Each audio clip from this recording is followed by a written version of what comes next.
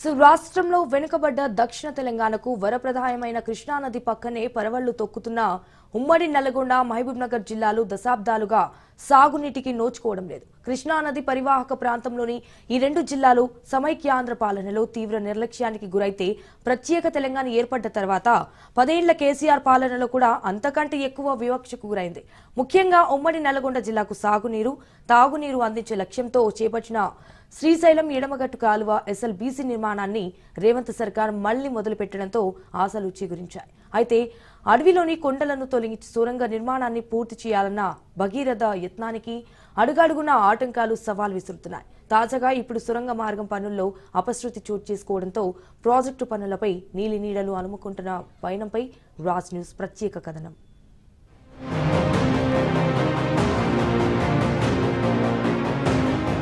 SLBC ప్రమాద ఘటనతో ఈ ప్రాజెక్టుపై మరోమారు ఎడతెగని చర్చ జరుగుతోంది. 3 లక్షల ఎకరాలకు సాగునీటిని అందించే లక్ష్యంతో 2007లో 1925 కోట్ల అంచనాతో మొదలైన పనులు ఇప్పటికీ నత్తనడకన సాగుతున్నాయి. 2011లోపే నిర్మాణం పూర్తి చేయాలని లక్ష్యం నిర్దేశించగా ఇప్పటికీ పూర్తి కాలేదు. ఈ ప్రాజెక్టులో 43.93 కిలోమీటర్ల సొరంగ మార్గం నిర్మాణం అతిపెద్ద సవాల్గా మారింది. టన్నెల్ బోరింగ్ మిషన్ తో నిర్మాణ సంస్థ పనులు చేపట్టింది. 2 చోట్ల సొరంగాలు, head regulator, 2 link canals, balancing రిజర్వాయర్లు సహా మరికొన్ని పనులు ప్రాజెక్టులో భాగంగా చేయాల్సి ఉంది. శ్రీశైలం బ్యాక్ వాటర్ నుంచి సొరంగం ద్వారా నీటిని తీసుకుని నల్గొండ జిల్లా పరిధిలోని చందంపేట మండలం తెలిదేవరపల్లి వద్ద నీటిని బయటకు పోస్తారు. దీనికోసం దాదాపు 44 కిలోమీటర్ల మేర సొరంగం తవ్వాల్సి వచ్చింది. శ్రీశైలానికి భారీ వరదలు వచ్చిన సమయంలో టన్నెల్ బోరు మిషన్ 2 సార్లు నీటిలో మునిగిపోయి మరమ్మతులకు గురైంది. దీంతో నిర్మాణ వ్యయం 4,000 కోట్లను దాటిపోయింది.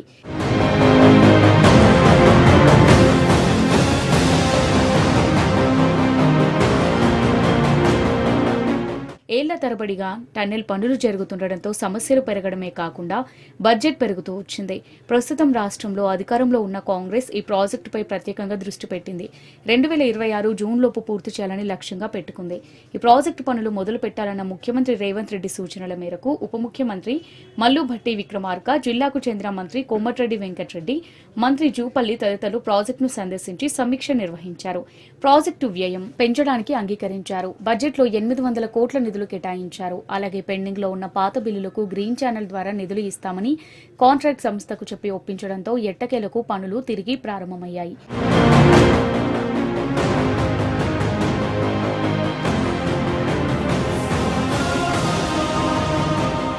తెలంగాణ ఏర్పాటు తర్వాత దశాబ్ద కాలంగా నిలిచిపోయిన ఎస్ఎల్బీసీ సొరంగ నిర్మాణ పనులను పూర్తి విదేశీ సాంకేతిక పరిజ్ఞానంతో చేపట్టారు. టన్నెల్ తవ్వుతున్న బోరింగ్ మిషన్ కు మరమ్మతులకు గురైతే స్పేస్ పార్ట్ల కోసం ఏళ్ల తరబడి వేచి చూడాల్సి వస్తుందన్న గుబులు వెంటాడుతున్నప్పటికీ నిర్మాణాన్ని కొనసాగిస్తున్నారు. 7 మీటర్ల వ్యాసంతో 37 మెట్రిక్ టన్నుల బరువుండే ఈ బేరింగ్ మిషన్ ను అమెరికా నుంచి దిగుమతి చేసుకోవాల్సి ఉండగా 6 నెలల క్రితం మంత్రి కోమటిరెడ్డి వెంకటరెడ్డి బేరింగ్ తయారీ కంపెనీ రాబిన్సన్ కంపెనీతో చర్చించి అగ్రిమెంట్ చేయించే నిమిత్తం స్వయంగా అమెరికా వెళ్లి పరికరాలకు ఆర్డర్ కోసం అగ్రిమెంట్ చేయించారు. ఇటీవలే ఈ బేరింగ్ మిషన్ చెన్నై పోర్టుకు చేరింది. ఈ నెలాఖరుకు మన్నెవారిపల్లి వద్దకు చేరుతుందని ఇరిగేషన్ ఇంజనీర్లు భావిస్తున్న తరుణంలో మరోమారు సొరంగ మార్గం పనుల్లో భారీ ప్రమాదం చోటు చేసుకుంది. 8 మంది కార్మికులు గల్లంతు కావడంతో నిర్మాణ పనులపై మరోమారు నీలినీడలు కమ్ముకున్నాయి.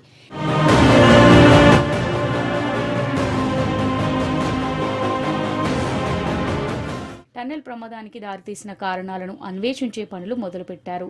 గత 4-5 రోజులుగా మంత్రులు జూపల్లి కృష్ణారావు, ఉత్తమ్ కుమార్ రెడ్డి, కోమటిరెడ్డి వెంకటరెడ్డి సొరంగం మార్గం వద్ద అధికారులతో సమీక్ష నిర్వహిస్తూ కార్మికులను బయటకు తీసుకొచ్చేందుకు శ్రమిస్తున్నారు. సైన్యంతో పాటు ఎన్డీఆర్ఎఫ్, ఎస్టీఆర్ఎఫ్, నౌకాదళం, సింగరేణి, ఎల్ఐఎన్డీ, నవయుగ, మెగా, హైడ్రా సంస్థలకు చెందిన దాదాపు 600 మంది నిపుణులు, శాస్త్రవేత్తలు సహాయక చర్యల్లో నిమగ్నమయ్యారు.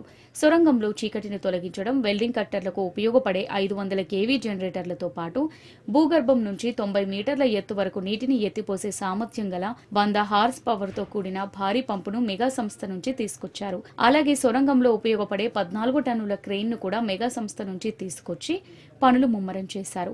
ఈ ప్రమాద ఘటన అంశం కొలిక్కి వచ్చాక ప్రమాదానికి కారణాలు శాస్త్రీయంగా ధృవీకరించుకున్న తర్వాతే ప్రాజెక్టు పనుల భవిష్యత్తుపై నిర్ణయం తీసుకునే అవకాశం ఉన్నట్టు వార్తలొస్తున్నాయి.